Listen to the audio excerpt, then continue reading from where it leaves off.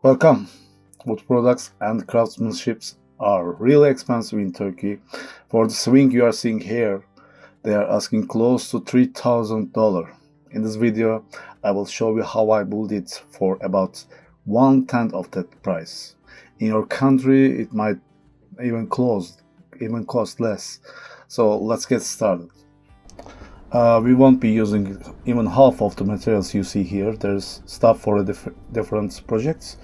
We will start with 4x4 lumber. Since this part is going to carry a lot of weight, you definitely shouldn't use softwoods like pine. I used oak for that. Everything else is pine. We've got some 2x4, 1x6, and a bit of 1x4. And there are the total amounts I used. We picked this spot for the swing. There actually used to be a seating set here, but we moved it. By the end of the video, it might look like I built this specifically for the space, but that's not the case. I use standard dimensions, so you can easily find cushions for that. After finishing all the measurements, I carved out several areas on the legs to give them a more modern look. These are just the legs of the swing, but they ended up taking the most time of the project. Like I mentioned earlier, I used oak for the legs because pine isn't really suitable for this kind of load. So make sure you are using a strong wood for the legs as well. I'm starting by cutting the legs and the top beam to length and adding a 20-degree angle to the legs. When you've got a small workshop like mine, setups like this are pretty normal. The full length piece didn't even fit inside, so one end is sticking out the door. Now I'm setting my meter saw to cut at the exact depth I need. Beginners might not know this, but almost every meter saw has this feature. You just set it to cut as deep as the thickness of your piece, and instead of measuring it, I use the actual piece itself because not every store mills their lumber to the exact same thickness.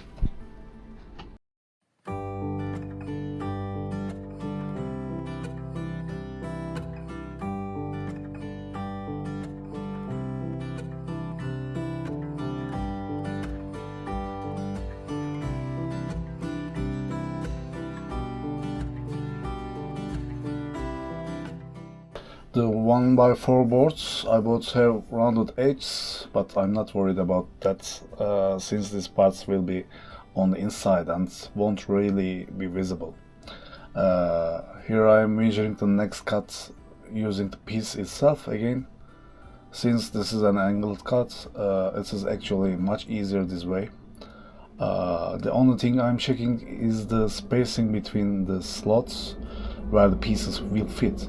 Finding the exact spot took a bit longer than it looks here, but once you mark the start and end, the rest is pretty easy.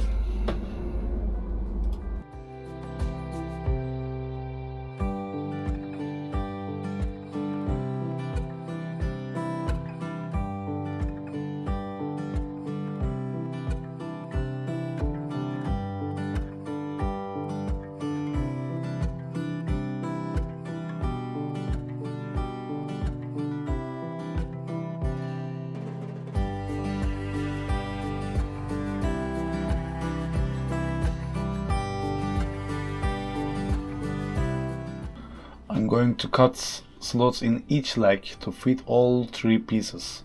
So I start by marking the beginning and end of each one, then move on the cutting.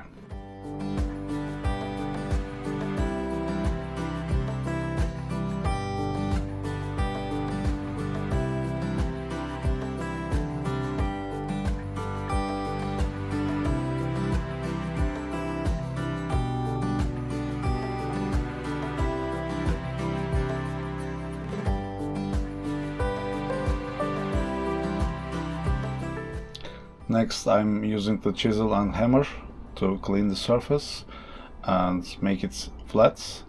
Also, you can use sanding or other tools. You can also cut this with table saw maybe. It's pretty harder, but you can do it.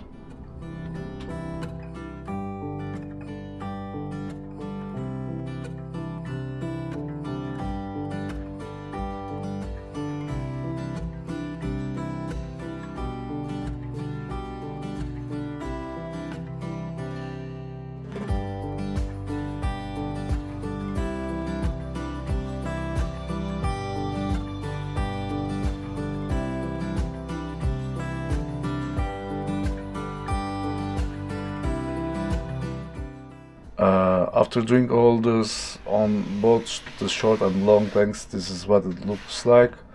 The other end of the long legs will stay straight. At this point I realized I carved the wrong spot on the short legs, but it was already too late. Instead of throwing it away, I'm going to fix it by making a matching piece from the same wood and shaping it like the others.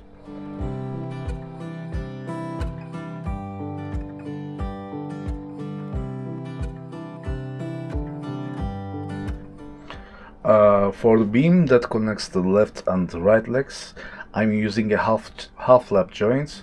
To do this, I will remove the half of the thickness of the wood, shaping it just like I did before.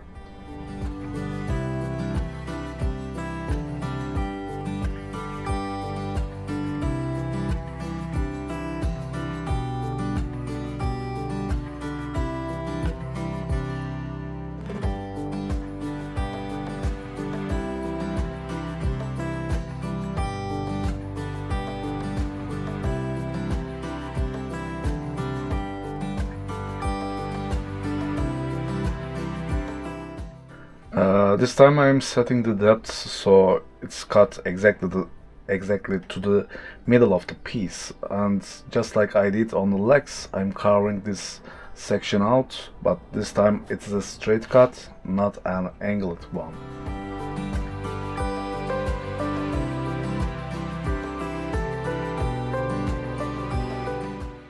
By the way, this is my first YouTube video. I'm beginner on shooting or editing videos. If you hear any weird noises or bad montage, I'm sorry.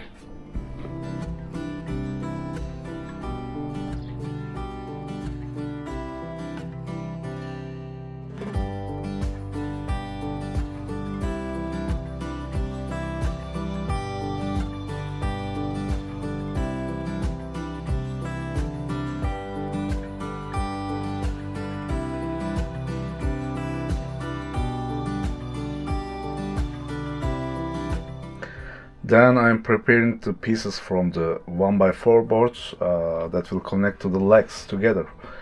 Here I cut a 20-degree angle on both ends, but in opposite directions. I'm making 3 different lengths, short, medium and long. I need 2 of the medium and long ones and 4 of the short ones.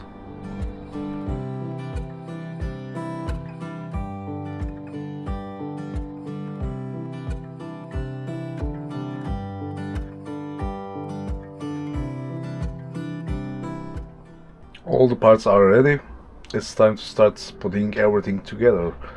For all the 4x4 connections, I'm using 3-inch or 75mm screws. Before that, I apply wood glue over the entire surface and spread it evenly with a spatula.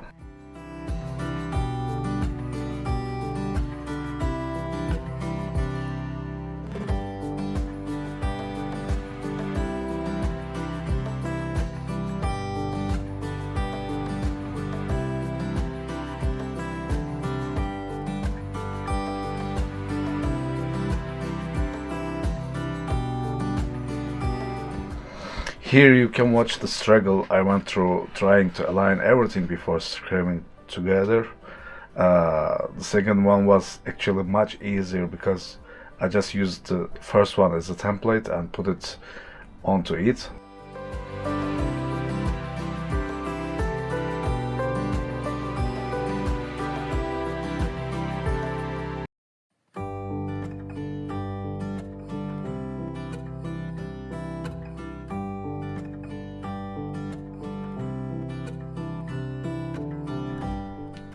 The reason I'm holding the first piece with a clamp is because the top is open.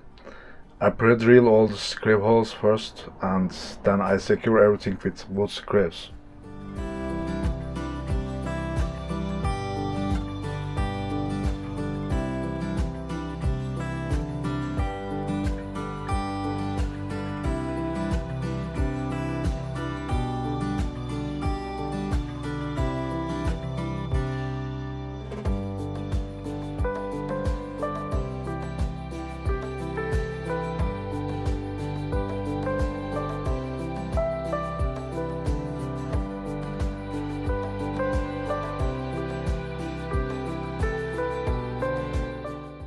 You might be wondering why I made 4 of the short pieces.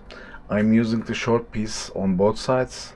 This makes it stronger and it also allows us to use this area as a shelf. So I flip it over and add another short piece, but this time I attach it from the outside of the board instead of carving it on the wood.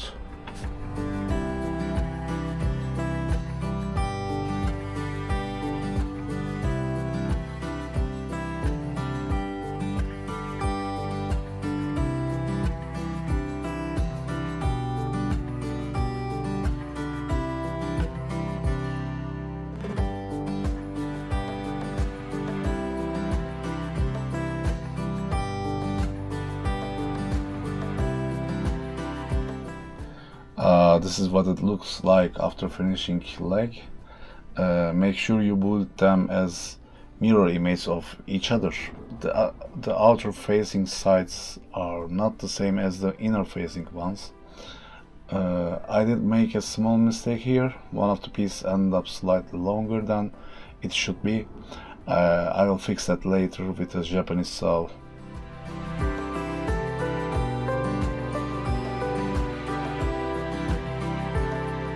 After preparing all the main body parts, I wanted to do a quick test fit. For this I made 2 45-degree cut pieces and a 2x4 piece cut to the same length as the top beam. It actually fits perfectly on my porch, so I got a bit lucky here. But even if it hadn't, shortening it slightly wouldn't have been too difficult.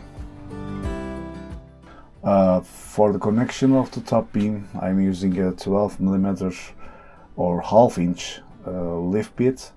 I will be joining everything with an M12 bolt and nuts. I could have just glued the beam, but I choose to bolt it so it can be taken apart later in case we ever need to move it.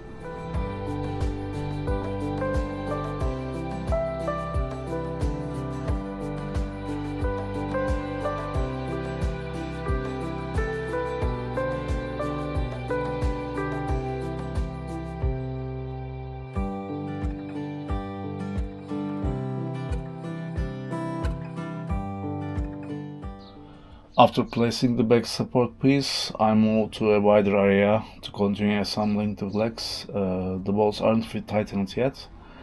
To make sure everything is perfectly straight, I first check the 45-degree pieces with a level and then attach them. I'm using 3-inch 75mm screws here as well. Once this part is done, I will tighten the bolts and as much as I can.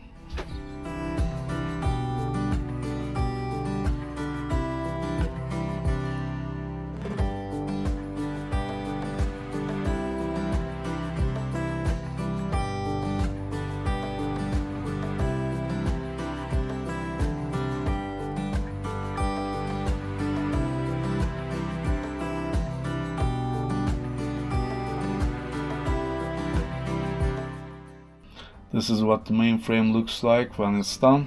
I just haven't added the shelves on the legs yet. I will cut some 1x6 boards to size and install them there later. Also, my 4-year-old son also came by to inspect it.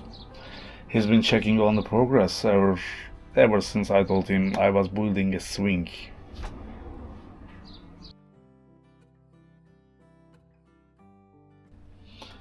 Before starting on the seating area of the swing, I cut a groove into the pieces that will form the long sides. This groove needs to match the thickness of my 1x6 porch, so everything sits flush without sticking out. You can easily do this with a table saw. I adjust both the blade height and the cut width based on the thickness of the board, so I make a groove on the long sides.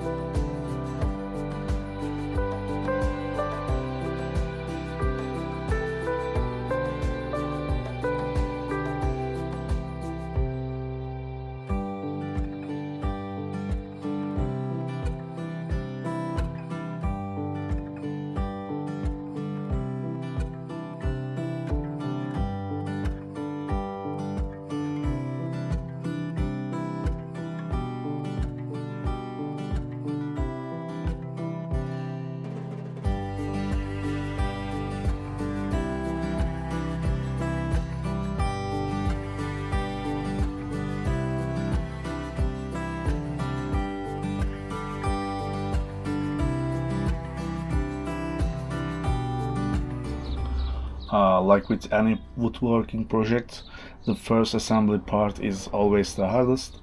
Here I am trying to build a frame using the long sides with the grooves I cut earlier. The key detail is that the short sides need to sit slightly inside, because another 2x4 piece will go on the outside of them. I use a small spacer to get the alignment just right. Once I make sure everything is square and lined up properly, I start screwing it together. And of course, my son is on duty, constantly checking if I am doing everything right.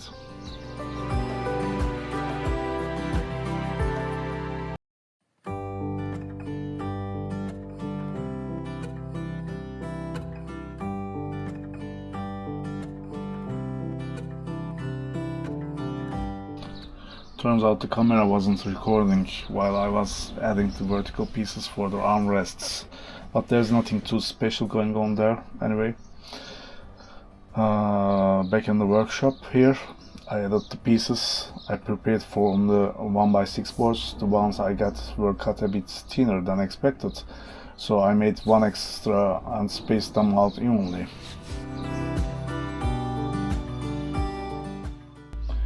Here's a little trick to keep the spacing perfectly even.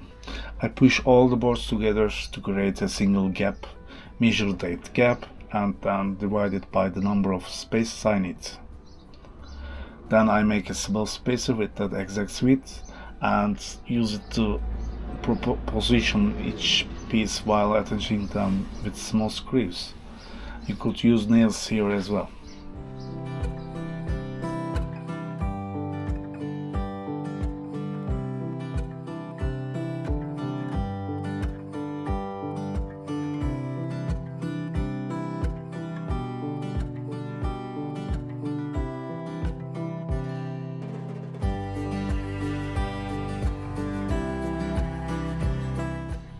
Then I prepare the armrest pieces, rounding over the front edges.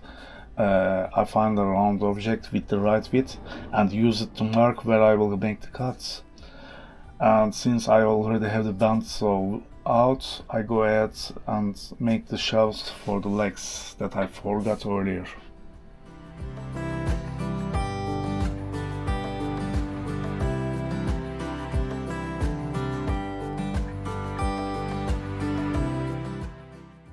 I attached the armrests using one screw from the front and two from the back. These pieces also have a gap at the back. I don't remember the exact measurement, but you can find it in the plans. It's important because this is where the backrest will be supported.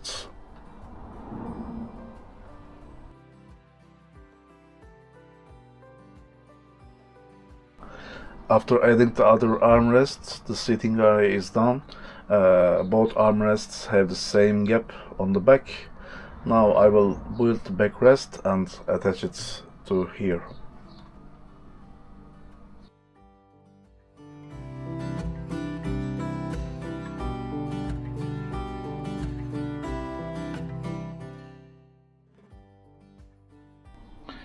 I realized my bandsaw isn't deep enough to cut 2x4 pieces vertically, so I had to use a pretty primitive method to cut the shorter pieces like this.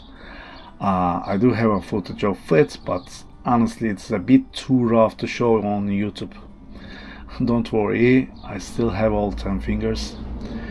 If you noticed, I drilled 2 larger holes in each pieces. This is basically my homemade version of pocket holes.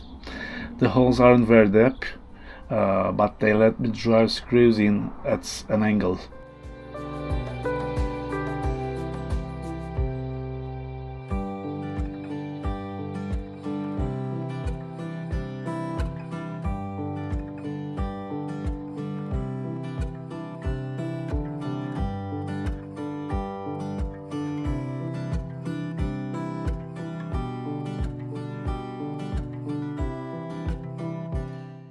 What really strengthens this connection is the 1x6 pieces I added on the front, and that completes the backrest.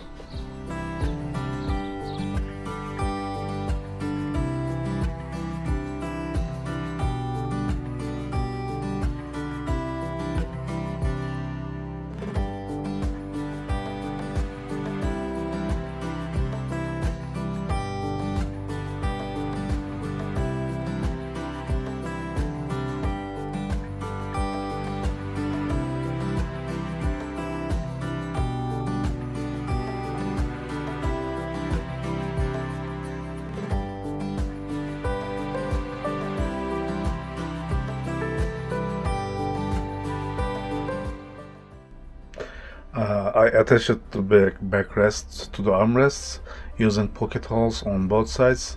I also secured it from the bottom with long screws through the 3 legs. Here's the second pocket hole. Also, the rope I'm going to use is about 1 inch, 25mm thick.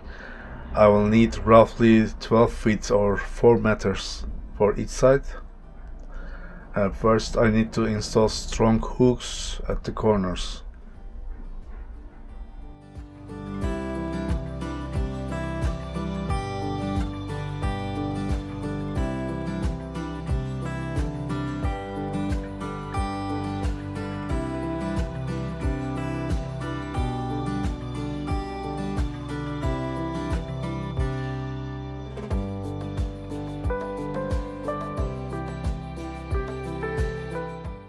I placed the swing and marked the exact positions for the load-bearing hooks. Then drill the holes there. The support rings I'm using are rated to hold at least twice the weight of the swing itself. The 45-degree rear supports I cut earlier also end up helping a lot of with distributing the load and keeping everything stable.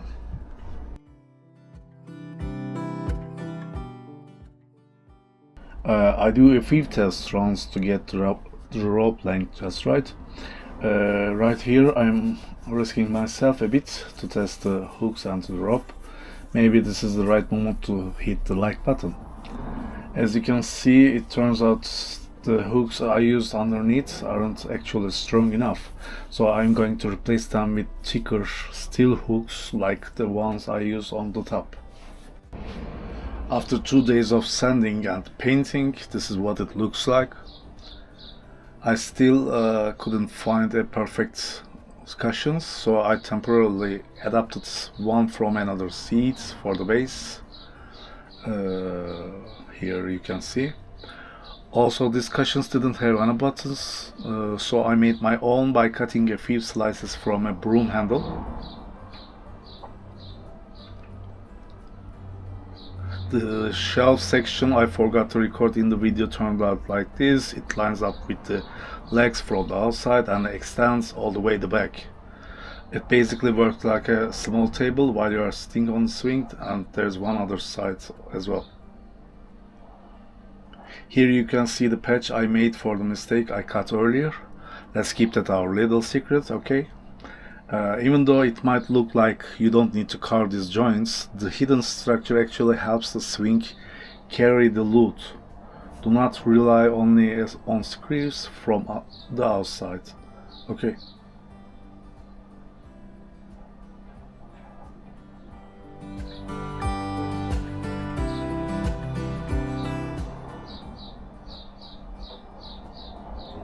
I secured the top ends of the ropes by tying them with a thinner rope to prevent them from sliding back and forth.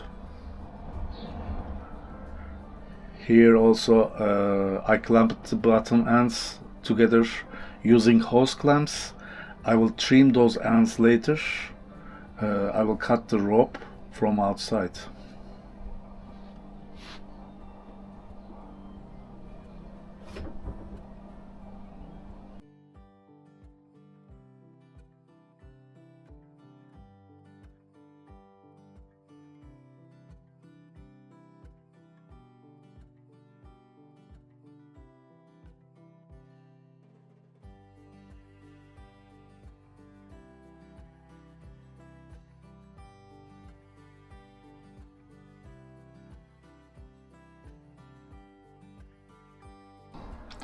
Alright, that's all. Don't forget to subscribe and hit the like button. See you in the next video.